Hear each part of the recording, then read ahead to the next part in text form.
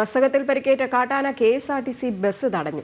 അതിരപ്പള്ളി വൈറ്റിലപ്പാറ ഏഴാറ്റുമുഖം പാതയിലാണ് ആന വാഹനങ്ങൾ തടഞ്ഞത്. ഏഴാറ്റുമുഖം പ്രകൃതി ഗ്രാമത്തിന് സമീപം നിലയുറപ്പിച്ചതിന്റെ പുതിയ ദൃശ്യങ്ങൾ ജനം ടിവിക്ക് ലഭിച്ചു. ആനന്ദ് ബുദൂര് ചേരുന്നുണ്ട്. ആനന്ദ്, എപ്പോഴായിരുന്നു ഈ ഒരു സംഭവം ഉണ്ടായത്? ഒപ്പം ഇന്നലെ തന്നെ ഈ ആനയുടെ ആരോഗ്യനില അതീവ ഗുരുതരമാണെന്നൊക്കെ തന്നെ പറഞ്ഞിട്ടുണ്ടായിരുന്നു. പിന്നാലെ എപ്പോഴാണ് ഈ മസ്തകത്തിൽ പരിക്കേറ്റ കാട്ടാന ഈ KSRTC ബസ് തടഞ്ഞത്? രാവിലെ ആയിരുന്നു സംഭവം. ഈ മസ്തകത്തിൽ പരിക്കേറ്റ കാട്ടാന വീണ്ടും ഇത്തരത്തിൽ ജനവാസ മേഖലകളിലേക്ക് ഇറങ്ങി തുടങ്ങി. കഴിഞ്ഞ ദിവസവും ആന റോഡിന് കുറുകെ നിന്നിരുന്നു. ഇന്നിപ്പോൾ വെറ്റിലപ്പാറ ഏഴാറ്റുമുഖം പാതയിലാണ് ഏതാണ്ട് 15 മിനിറ്റ് നേരത്തോളം ഈ വാഹനങ്ങൾ തടഞ്ഞത്. കഴിഞ്ഞ ദിവസം ഡോക്ടർ അരുൺ സക്കറിന്റെ നേതൃത്വത്തിലുള്ള സംഘം എത്തിയിരുന്നു. ആനയെ ചികിത്സിക്കാനുള്ള ഒരു തീരുമാനത്തിലേക്ക് തന്നെയാണ് എത്തിയിട്ടുള്ളത്. അതിനുവേണ്ടിയുള്ള കൂടിന്റെ ഫലക്ഷയം ഉറപ്പുവരുത്തുന്നത്, കൂടിന്റെ ഫലക്ഷയം ഉള്ളതുകൊണ്ട് തന്നെ ഈ കൂടിന്റെ ഫലം ശക്തിപ്പെടുത്തുന്നതിനായിട്ടുള്ള നടപടിക്രമങ്ങളാണ് ഇപ്പോൾ മറ്റൊരു വശത്ത് പുരോഗമിക്കുന്നത്. പരമാവധി തിങ്കളാഴ്ചയോട് കൂടി തന്നെ വയനാട്ടിൽ നിന്ന് കുങ്കിയാനകളെ കൊണ്ടുവന്നെത്തിച്ചുകൊണ്ട് ആനയെ മയക്കുവെടി വെച്ച് ഈ കൂട്ടിലിട്ട് ചികിത്സിക്കാനുള്ള ഒരു തീരുമാനത്തിലേക്കാണ് എത്തിയിട്ടുള്ളത്. എന്തായാലും ആന ഇപ്പോഴും ജനവാസ മേഖലയിൽ ഇറങ്ങി നടക്കുന്നുണ്ട്. പക്ഷെ ആനയുടെ ആരോഗ്യനില അതീവ ഗുരുതരമായി തന്നെ തുടരുകയാണ്. ഭക്ഷണം കഴിക്കുന്നുണ്ടെങ്കിലും പക്ഷേ വേണ്ടത്ര രീതിയിൽ ആനയ്ക്ക് ഭക്ഷണം കഴിക്കാൻ പറ്റുന്നില്ല എന്ന് തന്നെയാണ് നാട്ടുകാർ പറയുന്നത്. എന്തായാലും ആന ഈ റോഡിലേക്ക് ഇന്നും ഇറങ്ങിയിട്ടുണ്ട്. അതാണ് ആനന്ദ്, ഈ ജനവാസ മേഖലയിലേക്ക് ഇറങ്ങുന്നത് കൂടി ആളുകൾക്ക് പരിഭ്രാന്തി പരത്തുന്നതാണ്. ഇപ്പോൾ ഈ KSRTC ബസ്സാണ് തടഞ്ഞിരിക്കുന്നത്.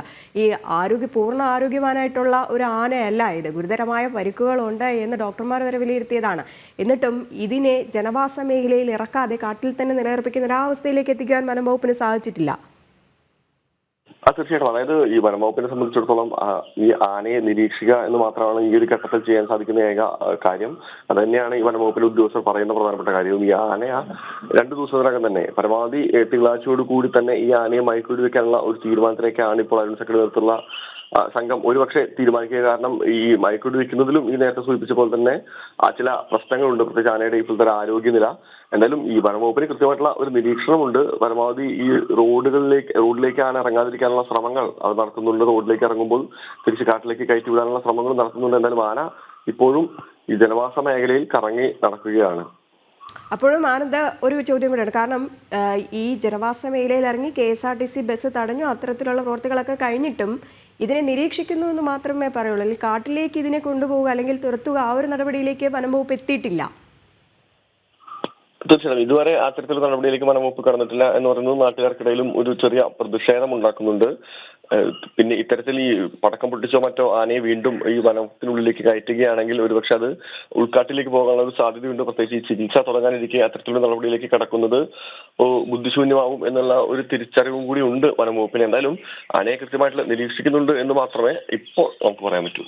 ശരി, എന്തായാലും ഗുരുതരമായി പരിക്കേറ്റ കാട്ടാന ഇപ്പോൾ KSRTC ബസ് തടഞ്ഞിരിക്കുകയാണ്. ജനവാസ മേഖലയിൽ തന്നെയാണ് ഇപ്പോഴും. ഇപ്പോൾ വനം വകുപ്പ് കൃത്യമായിട്ട് നിരീക്ഷണം നടത്തുന്നുണ്ട് എന്ന് പറയുമ്പോഴും ജനങ്ങൾക്കിടയിൽ ഭീതി വരുത്തുന്ന ഒരവസ്ഥ തന്നെയാണ് ഈ ആന ജനവാസ മേഖലയിൽ നിലനിർത്തുന്ന അല്ലെങ്കിൽ നിലയുറപ്പിച്ചതിലൂടെ കൊണ്ടുപോകാൻ പോകുന്നത്. എന്തായാലും ഇതിനെ കാട്ടിലേക്ക് കയറ്റുക എന്നുള്ളൊരു നടപടിയെങ്കിലും വനം വകുപ്പ് എടുക്കേണ്ടതുണ്ട്.